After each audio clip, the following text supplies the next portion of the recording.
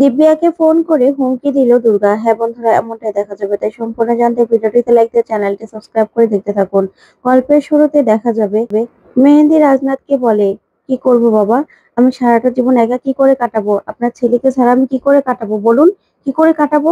তখনই রাজনাথ বলে, চুপ করো, তুমি এই গয়নাগুলো খুলে ফেলো, খুলে ফেলো তুমি। তখনই মেহেন্দি বলে, কেন বাবা, আমাকে ভালো লাগছে না দেখতে? ভালো লাগছে না? বলুন না। আপনার ছেলেকে ছাড়া আমি কি করে কাটাবো? আপনার ছেলে আপনার ছেলে শুধুমাত্র চেয়েছিল ওই চেয়ারটাতে বসতে।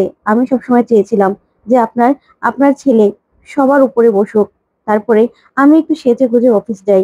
এটাই তো চেয়েছিলাম বাবা, কিন্তু সেটা হতে দিল না। হ্যাঁ, মাম্মি চেয়েছিল, আমাদের সঙ্গে ছিল, কিন্তু আপনি হতে দেননি। আর ওই কৌশিকী মুখার্জি, সেও হতে দেয়নি এটা। এখন আমার স্বামী জেলে, ও তো সাজা হয়ে যাবে। এখন কি করব আমি, কি করব বাবা? তখনই রাজনাথ বলে, শোনো, এসব করে না সহানুভূতি নেওয়ার চেষ্টা করো না। আমি গিয়েছিলাম, তোমার স্বামীর সঙ্গে দেখা করতে গিয়েছিলাম, সেখানে চোখের জল ফেলে এসেছি। বুঝতে পেরেছো? চোখের জল ফেলে এসেছি। আজকে যার যার কর্মের ফল সে পাচ্ছে। তোমার তোমার স্বামী তোমার স্বামী যখন যখন থেকে বুঝতে শুরু করলো, তখন থেকে নিজের পাওয়ার, নিজের ক্ষমতা, নিজের টাকা, এগুলোর এগুলোর পাওয়ার দেখাতে লাগলো। তখন থেকে খারাপ হতে লাগলো। আর এই সব কিছুতে ইন্ধন জুগিয়েছে বৈদেহী। বৈদেহী বৈদেহীর কারণে ছেলেটা আজকে খারাপ হয়ে গেছে। তারপরে বিয়ে করিয়ে দিলাম, ভাবলাম যে বিয়ের পরে অন্তত ভালো হয়ে যাবে, কিন্তু না, তুমিও না ঠিক ওর মতনই। তুমি ওকে ভালো করার পরিবর্তে আরো ওকে ইন্ধন জুগিয়েছো। তুমি ওর কানে কুমন্ত্রণা দিয়েছো। বুঝতে পেরেছো? আর তার কারণেই ওর মনের মধ্যে লোভ বাসা বেঁধেছে। আর সেই সোনার হরিণের পিছনে ও ছুটেছে, ছুটেছে আর ছুটেছে। যে সোনার হরিণের দেখা ও কোনোদিনও পাবে না, কোনোদিনও পাবে না। বুঝতে পেরেছো? সব কিছু তোমার জন্য হয়েছে। আজকে তোমার এই অবস্থা না তোমার জন্য, তোমার জন্য এই অবস্থা। তখন এই কথা শুনে মেহেন্দি বলে, বাবা, আপনি আমাকে দোষারোপ করছেন, আমি কি করব? এখন আমাকে কথা শোনাচ্ছেন? আমি আপনার ছেলেকে ছাড়া কি করে থাকবো? তখন রাজনাথ বলে, শোনো, নাটক করো না, নাটক করো না তুমি। তোমার আজকে এই পরিস্থিতি তোমার জন্য, তোমার জন্য। বুঝতে পেরেছো? তখনই মেহেন্দি বলে, তাহলে কি হবে বাবা, এবার কি হবে? তখন রাজনাথ বলে, আর কি হবে, সাজা হবে, উৎসব, তারপরে দিবিয়া সেন। কিন্তু একমাত্র সবকিছু বন্ধ হতে পারে একজনের কথায়। একজনের কথায় সে যদি উঠে দাঁড়ায়, কোর্টে গিয়ে বলে, যাহা বলিব সত্য বলিব। তখন মেহেন্দি বলে, বাবা, আপনি কার কথা বলছেন? তখন রাজনাথ বলে, জগদ্ধাত্রী, জগদ্ধাত্রী মুখার্জি। বুঝতে পেরেছো? ও এতদিনে যদি সুস্থ হয়ে যায়, আর ও যদি কোর্টে গিয়ে বলে, তখনই তখনই এর সবকিছু শেষ হতে পারে। বুঝতে পেরেছো? তাই তুমি তুমি না সেই প্রার্থনাই করো, প্রার্থনা করো। এই বলেই সেখান থেকে রাজনাথ চলে যায়। তখন মেহেন্দি কাঁদতে থাকে আর বলে, নববধূর মতো সেজেছিলাম, সেজেছিলাম নববধূর মতো, কিন্তু আমার স্বামী কোথায়? কোথায় আমার স্বামী? উৎসব, এই বলে চিৎকার করে কাঁদতে থাকে মেহেন্দি। ওইদিকে দেখা যাবে বৈদেহী রান্নাঘরে। তখন ভার্গবীকে বলছে, দেখেছো দিদি ভাই, ওই মেয়েটা আমাকে একদম কাজের মহিলা বানিয়ে ছাড়লো। আমি আমি বৈদেহী মুখার্জি, আমি নাকি এত কাজ করব? আমার না ভালো লাগছে না। তখনই দুর্গা ঠাকুমা ঠাকুমা করে ডাকতে থাকে। তখন বৈদেহী বলে, আবার ডাকছে ওই মেয়েটা। তখন ভার্গবী বলে, ভালোই তো হয়েছে, তুই ঠাকমা, আমাকেও তো ঠাকমা বলেই ডাকে, আর তাছাড়া কাজ করছিস, ভালোই তো লাগছে। তখন বৈদেহী বলে, জানো, ওই জগদ্ধাত্রীর সব কাজ আমাকে দিয়ে করায়, আমার না এসব আর ভালো লাগছে না, ভালো লাগছে না আমার। তখন দুর্গা সেখানে চলে আসে, আর সে বলে, এই ঠাকমা, তোমাকে কখন থেকে ডাকছি জানো তো? আমি না বাজারে পাঠিয়েছি, ওই লক্ষণদাকে বাজারে পাঠিয়েছি, বলেছি চুনো মাছ আনতে আর কচুর লতি আনতে। এগুলো না সব তুমি রান্না করবে, চুনো মাছের ঝোল করবে, তারপরে আবার মলা মাছও আনতে বলেছি, সেগুলো তুমি কাটবে। তখন বৈদেহী বলে, আমি মাছ কাটবো? তখন দুর্গা বলে, হ্যাঁ, তুমি মাছ কাটবে। তখন এই কথা শুনে বৈদেহী বলে, হ্যাঁ, আমিই তো করব, ঠিক আছে, সব করব, সব করব। তখন দুর্গা বলে, শোন, এতদিনে না সবার এই চাইনিজ খাওয়ার অভ্যাস হয়ে গেছে, এই অভ্যাসগুলো সবার চেঞ্জ করতে হবে। এখন থেকে এসব খাবার খাওয়া যাবে না, কারি কারি টাকা নষ্ট করা যাবে না। এই যে মলা মাছ, চুনো মাছ, তারপরে কচুলতি, এগুলো সব রান্না করবি, মলা মাছের টক রান্না করবি। তখন বৈদেহী বলে, আমি এগুলো রান্না করতে পারি না। তারপর দুর্গা বলে, তাতে কি হয়েছে, এই যে বড় ঠাকুমা আছে, এই ঠাকুমাই তোকে শিখিয়ে দেবে। হে ঠাকুমা, তুই পারিস তো? তখন কৌশিকীর মা বলে, হ্যাঁ, পারি তো।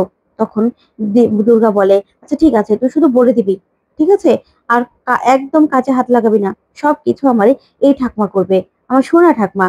তখনই বৈদেহী বলে, হ্যাঁ হ্যাঁ, আমিই তো করব।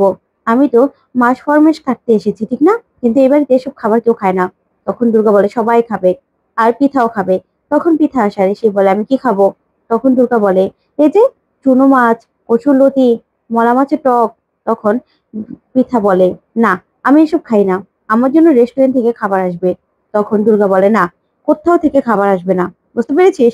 কোথাও থেকে খাবার আসবে না, বাড়িতে যা রান্না হবে তাই খাবি। আর তুই যদি বেরোতে চাস না, তাহলে তো ঠ্যাং আমি ভেঙে ফেলবো, বুঝতে পেরেছিস? জানিস তো আমি কি করতে পারি। তখন পিতা বলে এই, এরকম ভাবে কথা বলো কেন? হ্যাঁ, এরকম ভাবে কথা বলো কেন? তখন দুর্গা বলে আমি এরকম ভাবেই কথা বলি। আর তখন এই কথাতেই কৌশিকীর মা বলে হ্যাঁ রে দুর্গা, তুই এরকম করে রেডি হয়ে কোথায় যাচ্ছিস? তখন দুর্গা বলে অফিস যাব, বুঝতে পেরেছো তো? অফিস যাব, অফিস যাব। ওই অফিসে না, যে চেয়ারটা আমাকে দেওয়া হয়েছে সেই চেয়ারটাতে না আমি বসবো না। আমার মা সুস্থ হলে আমার মা সেখানে বসবে। তখন পৃথা বলে আদৌ কি সুস্থ হবে? তখন দুর্গা বলে একদম, তোমার মুখে তো এসব কথাই আসবে, কারণ তুমি চন্দ্রনাথ মুখার্জির রক্ত তো শরীরে বইছে, তাই না? তার জন্য এসব কথাই আসছে মুখ থেকে, আর কোনো কথা আসছে না।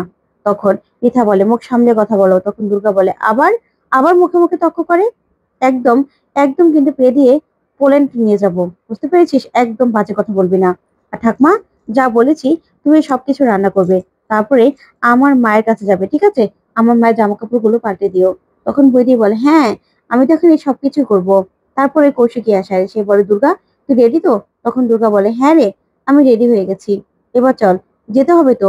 তখনই দুর্গা কৌশিকীকে বলে শোন কৌশিকী, আমি না আজকে বলেছি চুনো মাছ রান্না হবে, আর কচুরলতি, আর হলো মলা মাছের টক। তখন কৌশিকী বলে কিন্তু দুর্গা, এ বাড়িতে তো এগুলো কেউ খায় না। তখন দুর্গা বলে খেতে হবে, স্বাস্থ্যকর খাবার এগুলো, সবসময় চাইনিজ খেলে তো হবে না। ওই সকালে চিয়া সিড ভিজিয়ে খাবে আর পরে চাইনিজ খাবার খাবে, সেগুলো খেলে কি আর শরীর ঠিক হবে? না না, এগুলো খেতে হবে, বুঝতে পেরেছিস? এখন থেকে এগুলো করতে হবে। তখন এই কথা দুর্গা বলে আচ্ছা ঠিক আছে, চল চল আমরা বেরিয়ে পড়ি, আমার ঠাকুমা আছে তো, সব কিছু ম্যানেজ করে নেবে, একদম চিন্তা করিস না। তারপর চলে গেলেই তখন বৈদেহী বলে আমার আর ভালো লাগে না, এই মেয়েটা আমাকে দিয়ে কাজ করিয়ে করিয়ে একদম শেষ করে দিল। ইচ্ছে করছে যে একদম হাড়ে দুবলো গুজিয়ে দিই। তখন ভার্গবী মুখার্জি হাসতে থাকে আর বলে একদম দুর্গার মতো করে কথা বলছিস তো বৈদেহী, ভাষাটাও শিখিয়ে গেছিস। তখন বৈদেহী হা করে থাকে। ওইদিকে দেখা যাবে দিব্যা, দিব্যা কৌশিকীকে ফোন করে আর ফোন করে বলে কি, কি ভেবেছো জগদ্ধাত্রীকে সুস্থ করবে? জগদ্ধাত্রী কোনোদিনও সুস্থ হবে না, বুঝতে পেরেছো? কোনোদিনও সুস্থ হবে না। আর আমার বিরুদ্ধে কোনো কিছু প্রমাণও করতে পারবে না। আমি কোর্টে যাব, সব কিছু উঠবে, সব কথা উঠবে। হয় সেখান থেকে ব্যাকুচুর খালাস পাবো, না হলে, তখনই কৌশিকী বলে না হলে শাস্তি হবে। তখন দিব্যা বলে কোনোদিনও না, না আমি না ব্যাকুচুর খালাস পেয়ে যাব, কারণ জগদ্ধাত্রী কোনোদিন উঠে দাঁড়াতে পারবে না, আর সাক্ষী দিতেও পারবে না। তখন কৌশিকী বলে পারবে, পারবে জগদ্ধাত্রী সাক্ষী দিতে, জগদ্ধাত্রীকে উঠে দাঁড়াতেই হবে, ডক্টর বলেছে দাঁড়াবেই। তখন দুর্গা আসে আর সে বলে কে ফোন করেছে? ওই কচুটিরা, দে আমার কাছে দে। সাতচুন্নিকে তখনই দিব্যাকে বলে এই সাতচুন্নি, তুই কি করবি রে? তুই কিছু করতে পারবি না, আমার মা উঠে দাঁড়াবে, আমার মাকে উঠে দাঁড়াতেই হবে। আমার মা বলবে, বলবে যে দিব্যা সেন অপরাধী, দিব্যা সেন গিলতি, বুঝতে পেরেছিস? তখন দিব্যা বলে না, মুখ সামলে কথা বলো। তখন দুর্গা বলে চুপ কর তো, তোর সঙ্গে আমার মুখ সামলে কথা বলা, তোকে না এমন পেদাবো না যে তুই সারা জীবন মনে রাখবি, তোকে একদম মেয়ের একদম 40 করে দেবো। তখনই দিব্যা পুরো ভয় পেয়ে যায়। তখন দুর্গা বলে তুই কি ভেবেছিস আমার মা সুস্থ হবে না?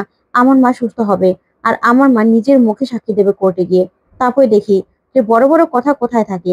এই বলে দুর্গা ফোনটা কেটে দেয়। তখন কৌশিকী বলে দুর্গা, তোর কি মনে হয় জগদ্ধাত্রী উঠবে, দাঁড়াবে, সাক্ষী দেবে? তখন দুর্গা বলে হ্যাঁ রে কৌশিকী, আমার একমাত্র ব্রত হলো আমার মাকে সুস্থ করে তোলা। তো বন্ধুরা, আজকের আপডেটটি কেমন লাগলো কমেন্ট করে জানাও। ধন্যবাদ।